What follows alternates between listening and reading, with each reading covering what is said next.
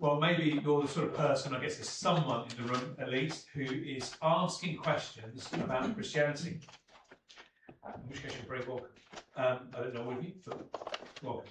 And maybe you are the sort of person who gets asked questions, or you hear questions to people that you know, or you see them on TV or radio or social media. You see questions and you think, they seem quite hard.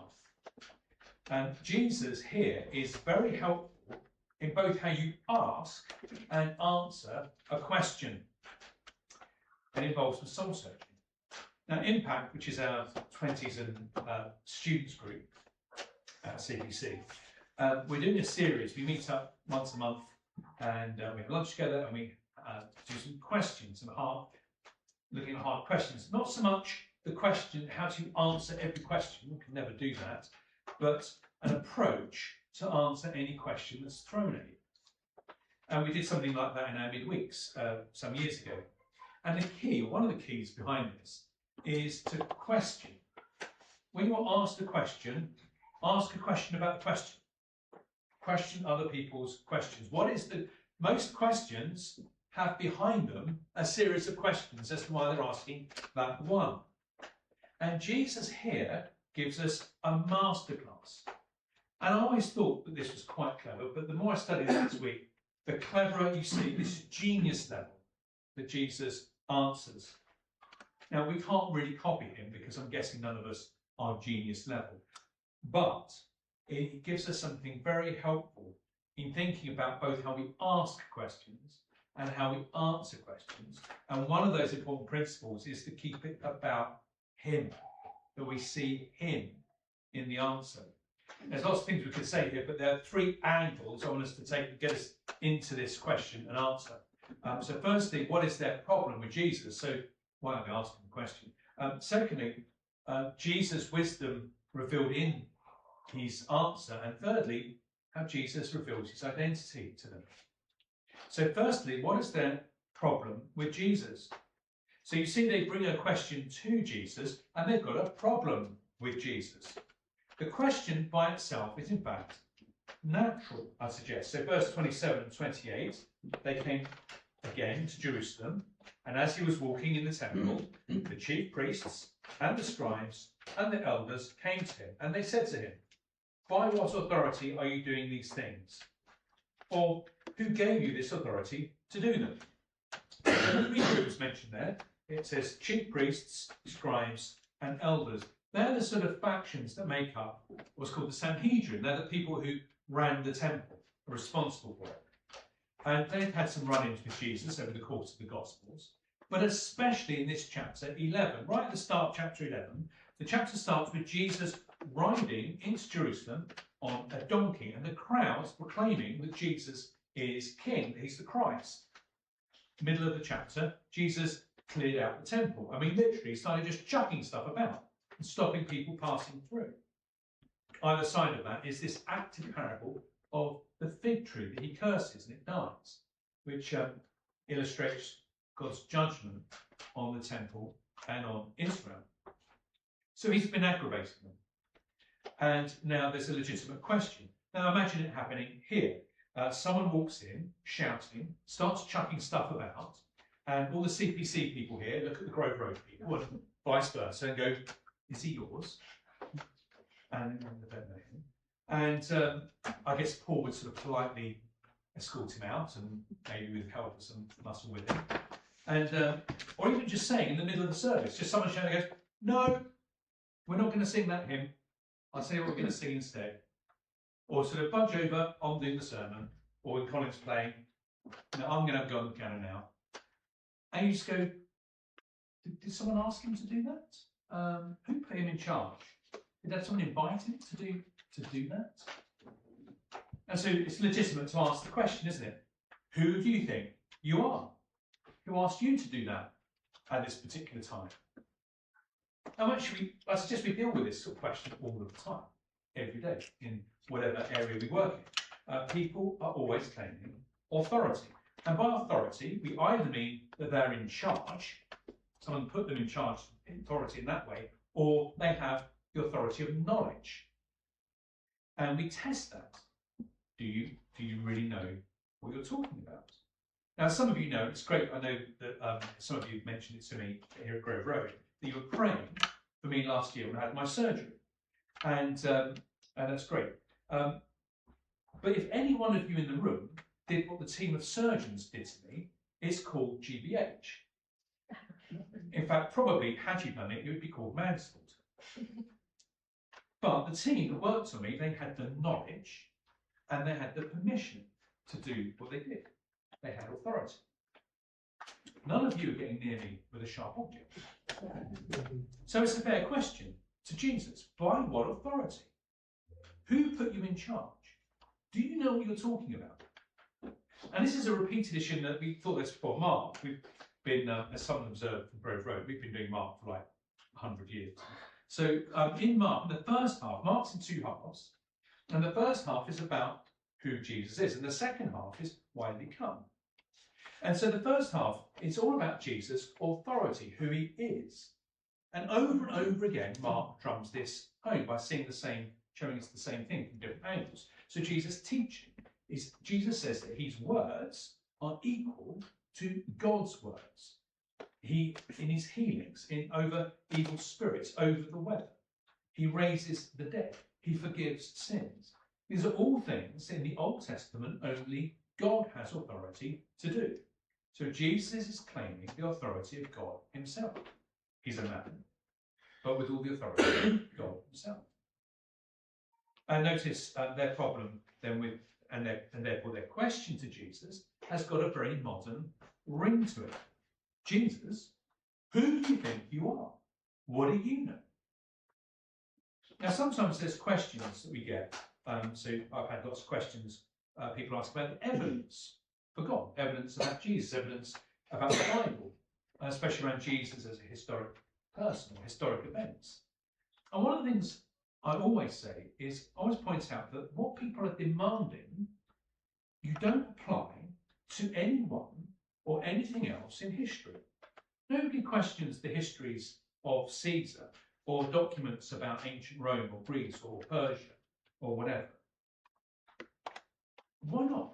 Because what we have about Jesus is more in quantity, nearer to the time, and of better quality. It's more cohesive. And the answer, I've had more than once, is because Caesar is not demanding that I change my mind. I may have done if I lived in ancient Rome, but he lives in a tomb. He doesn't affect me, it's just interesting. But he doesn't command anything of me. Now, the same would be true of Jesus if he were in a tomb, but he's not. And so if he is who he said, then he makes demands on me. So it'd be very convenient if he isn't who he said he is. So people still object to the authority of Jesus. The problem with Jesus is that he claims to be king. He claims to be the boss of every area of life. So to speak, to use an analogy from earlier on in this chapter, is he throws the tables over. He comes into your life and just starts chucking stuff about. He's allowed to. And to be honest, that's a problem for us as Christians too. So as Christians, we might say to non-Christian, well, this is a bit awkward for you. But for the Christian, it's a bit awkward for you as well. You need to be honest about that in the answer, but also honest in asking a question, because we often have the answers we already want. We don't want to hear a different answer. Jesus is not always what we want, and our questions are often a smokescreen, which is what they're doing here. Which leads us on to the second thing, which is Jesus' wisdom in his answer. So at first glance, Jesus' answer looks like he's avoiding the question, albeit very clever. In a moment we'll see he's not doing that at all. And maybe you think he's avoiding trouble, making him a coward. Again, not at all. His recent actions show that he has shown a lot of courage. And as we'll think about, this is the start of the week that ends with the cross. If my chronology is right, this is probably the Monday before Good Friday. But he is wise. He's wise about time, and he's wise in exposing the questioner's hearts. See, by being asked by what authority, what answers could he have given? There's two possible answers really, aren't there? Answer 1 is some version of from God, whatever he means by that, and that would result in death for blasphemy. And he knew they were looking for an excuse to do that. Answer 2 would be none. I have no authority. I just like flipping tables over. I wanted an audience. That would be, I don't know what the consequences of that would be, but there'd be consequences of breach of the peace, and nobody would listen to it afterwards. So neither's a good outcome. So they've got him. Either way, he's going to get into some degree of trouble, although by the end of the week he'll be on the cross in a lot of trouble. But he'll be on the cross at his terms. So Jesus, though, comes up with a third answer, which allows things to work on his time and exposes their hearts. So notice in Jesus' answer, it's okay to ask questions back. So when people ask us questions, you don't have to have an answer. You can have a question. Don't be desperate to answer everything, or even don't answer at all. It's appropriate sometimes not to answer people. So Jesus makes his answer contingent on theirs. I'll answer you if you can answer me. And his question is verse 30. Was the baptism of John from heaven or from man? Answer me. They can't answer it. And it's a simple enough question. But they're stumped. Why are they stumped? Well, look at, carry on at verse 31. And they discussed it with one another, saying, well, if we say from heaven, he will say, why then did you not believe him? But shall we say from man? They were afraid of the people, for they all held that John really was a prophet. How embarrassing. From a sort of gotcha moment, they get an awful silence. Now they must have an opinion about John the Baptist, but they're not concerned about truth about John the Baptist or about Jesus and his identity. Rather, they're afraid of the opinion of the crowd. Say the wrong thing, and it could sway the crowd one way or the other. Say one thing, the crowd will be angry. Say another, well, why did you follow that? Again, it makes us think about questions that we get, doesn't it? Often, questions are asked to really keep Jesus at a distance from us, because following him is going to be awkward. Following might have a social cost. What will others think? It might become one of those Jesus people, or other ways that following Jesus has a cost. Now, some questions are not honest questions, which is why probing questions with more questions, but the question behind the question, is a good thing to do. I remember on a mission, not very long ago, not far from here, a young lad smirking as he came with a question that he thought would stump me. And I'd be floored by this. Now, I wasn't. Not because I'm a genius, but it wasn't a very good question. And I could tell he wasn't listening. He was just smirking. Got him. And then, when I finished answering, just smirking, asked another question. There wasn't a question. And I realised he didn't want an answer. Many years ago, I was speaking at a Christian union in London about the evidence of the resurrection. And a student got into a very philosophical question with me over teas and coffees afterwards. What he said was he wanted to become a Christian, but he couldn't because predestination.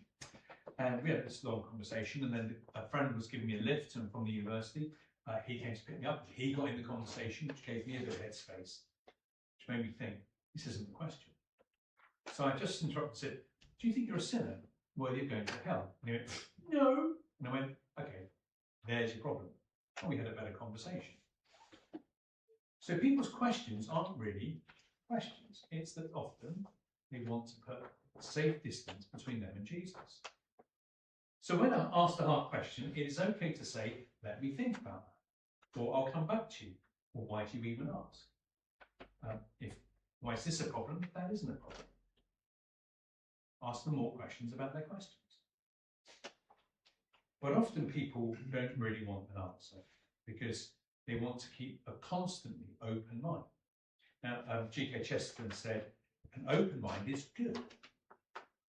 And you're open to possibilities. But an open mind is like an open mouth. eventually it has to close on something solid. And if you say, actually, I'm deliberately keeping my mind open all of the time, really, that isn't an open mind. That is a closed mind. Jesus helps us to hear and answer questions about him.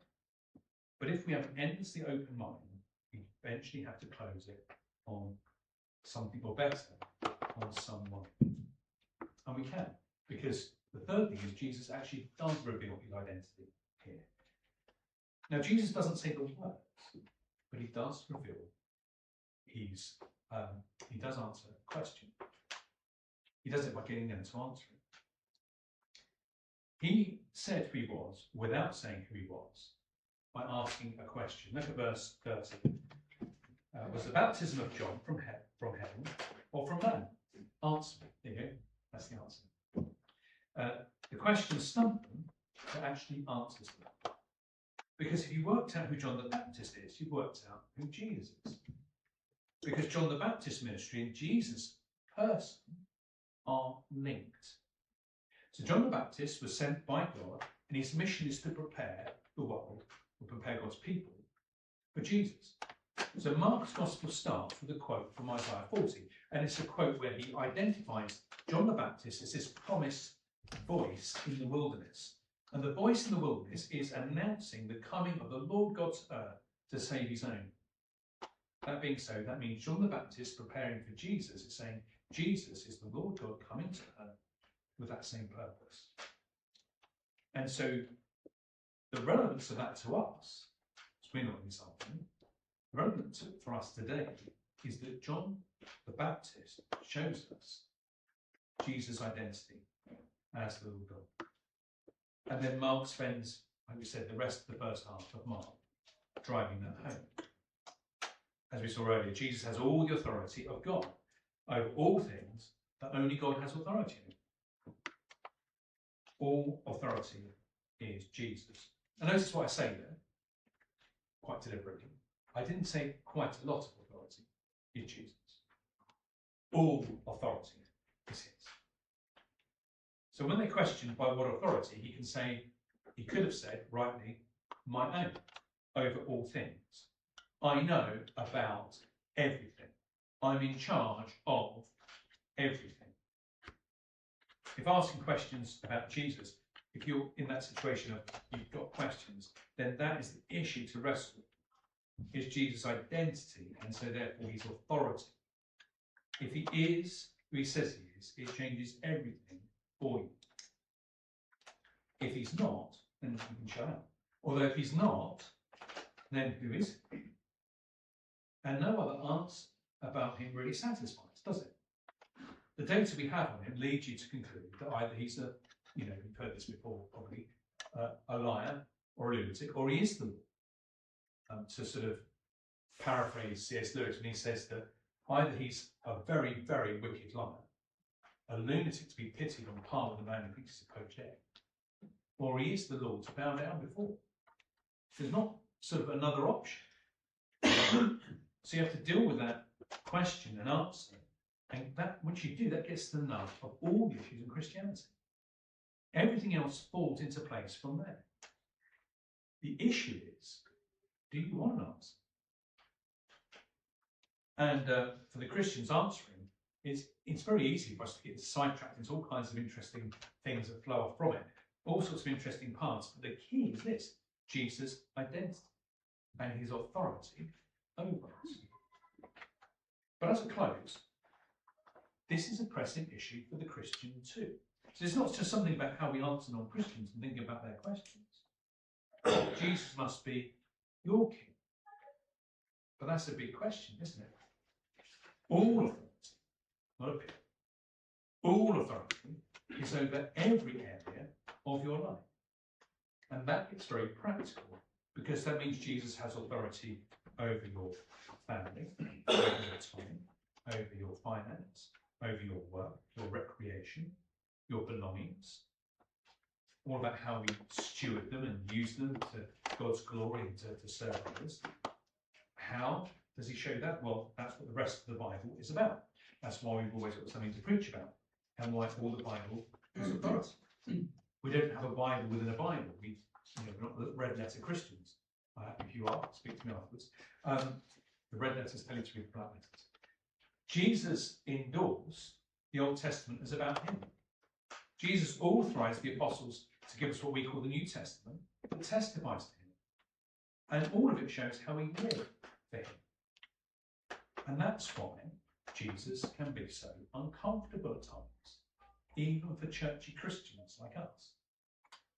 The issue is he has all authority to call the shots over every area and issues in our life and in our church. And this turns all our questions and answers around, doesn't it? Because we think we're asking questions, but actually we're being examined and being questioned. He is examining and questioning us. So as we ask, is he worthy of our attention?